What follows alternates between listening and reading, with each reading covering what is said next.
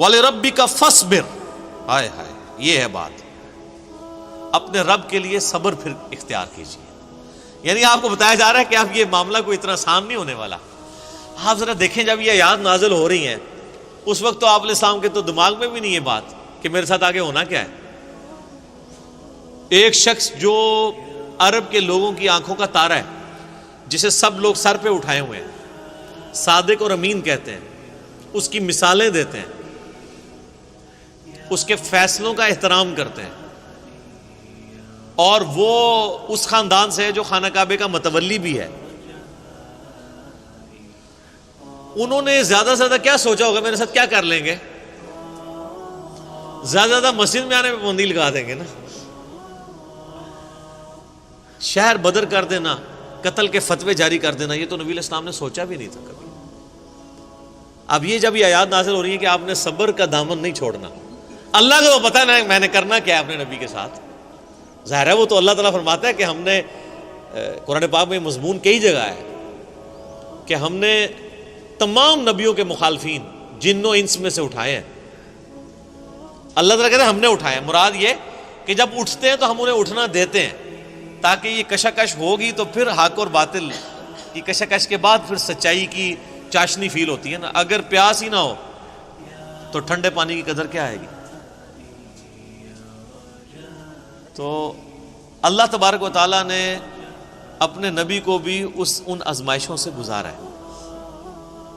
Individual آپ علیہ السلام پہ بھی بہت آزمائشیں آئیں، اور اجتماعی طور پہ صحابہ اور اہل بیت پہ بھی آئی ہیں۔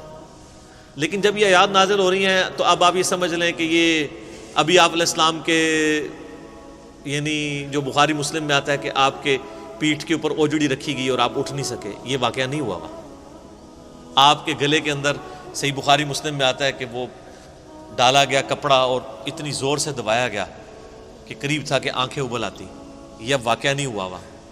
طائف کا واقعہ نہیں ہوا کہ جس میں پتھر اتنے مارے گئے کہ مبارک خون سے جوتیاں بھی بھر گئیں، یہ واقعہ نہیں ہوا۔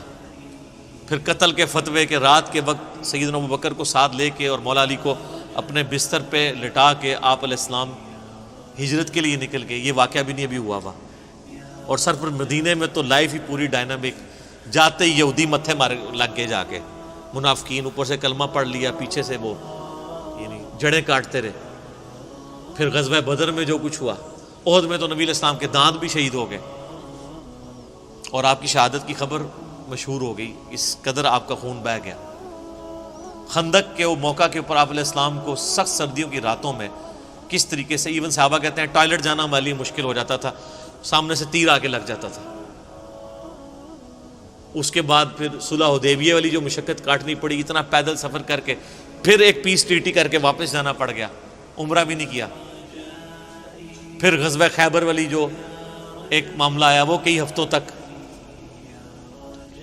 اس کے بعد پھر فتح مکہ کے لیے 10,000 کے صحابہ کو کے لشکر کو لے کے نکلے رمضان کے مہینے کے اندر۔ ہم لوگ ادھر ایسی میں بیٹھے ہوئے ہیں، اور پھر ختم نہیں ہوا معاملہ، فوراً فتح مکہ کے 3-4 مہینے کے بعد قبیلہ حوازن کے ساتھ جو ہے وہ جنگ غزوہ حنین ہو گئی۔ 12,000 کا لشکر تھا، بس تکبر کے جملے نکل گئے کچھ اصحاب سے کہ ہم 313 تھے تو غالب آئے تھے، آج تو ہم ہے ہی بہت ہیں۔ تو قرآن کے الفاظ ہیں، اللہ تعالیٰ نے یقین کریں کہ اتنے سخت الفاظ کے اندر، جسے کہتے ہیں نا میڑا مارتے ہوئے، تانا دیتے ہوئے بات کی ہے۔ اللہ نے فرمایا تم نے یہ بات کی، تمہیں تو کہنا چاہیے تھا اللہ کی مدد سے فتح ہوئی تھی۔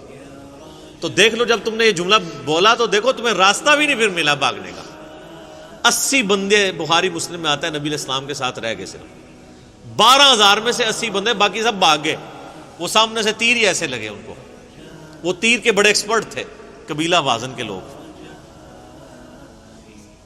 اور پھر پیرلل میں جناب وہ رومن امپائر نے نبی علیہ السلام کا سفیر قتل کر دیا، آپ نے غزوہ موتا کے لیے جو ہے وہ وہاں بھی مہم روانہ کر دی زید ابن حارثہ کی سرکردگی میں،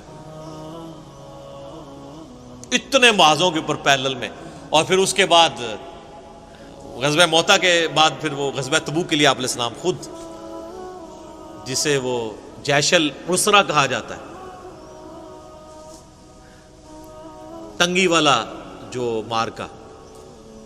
تو اور آخری وقت بھی آپ کیا فرما رہے ہیں؟ آخری جو آپ آگے خطبہ دے رہے ہیں بخاری مسلم میں، وہ لشکر اسامہ بھیج رہے ہیں. اتنی مشکل لائف شروع سے لے کے اینڈ تک. اور یہ تو باہر کی لائف ہے، جو اندر آپ کو تکلیفیں اٹھانی پڑ رہی ہیں. بیویاں کہہ رہی ہیں کہ جی اس طرح ہمارا گزارا نہیں ہوگا، پھر قرآن نازل ہو رہا ہے کہ نہیں اسی طرح گزارا کرو. تو کئی معاذوں کے اوپر. اب یہ سارے معاذ اگر آپ کے ذہن میں ہو نا، تو پھر آپ یہ آیت پڑھیں والی ربی کا فصبر، اے نبی علیہ السلام آپ نے اللہ کے لیے صبر کرنا ہے. ابھی تو بڑے بڑے مراحل آنے ہیں.